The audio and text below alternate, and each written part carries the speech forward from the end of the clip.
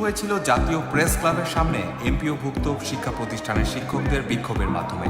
বাড়ি ভাড়া 20% করা সহ বেশ কয়েকটি দাবিতে লাগাতার অবস্থান কর্মসূচিতে যোগ দিতে ঢাকায় আসেন স্কুল, কলেজ ও মাদ্রাসার কয়েক হাজার শিক্ষক। তাদের অভিযোগ, অর্থ মন্ত্রণালয় সম্প্রতি এমপিওভুক্ত স্কুল ও কলেজের শিক্ষক ও কর্মচারীদের বাড়ি ভাড়া 500 টাকা বৃদ্ধির যে প্রস্তাব অনুমোদন করেছে সেটি তাদের সঙ্গে উপহাস ছাড়া আর কিছু না।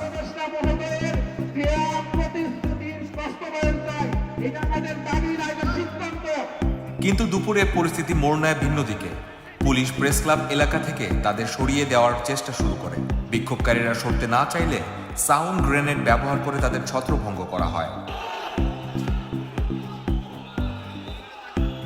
যদি না মানে আজকে আমরা সুন্দরভাবে কর্মসূচি পালন করতেছি।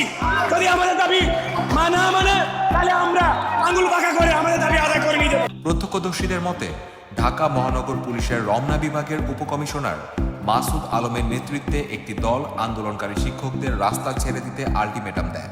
আন্দোলনরত শিক্ষকরা অবশ্য সরতে রাজি না হয়ে যে কোনো মূল্যে অবরোধ চালিয়ে যাবেন বলে জানান। পুলিশ এ সময় সাউন্ড গ্রেনেড এবং জলকামান থেকে পানি ছড়ে। কয়েকজনকে লাঠিপেটার ঘটনাও ঘটে, এতে কয়েকজন আহত হন।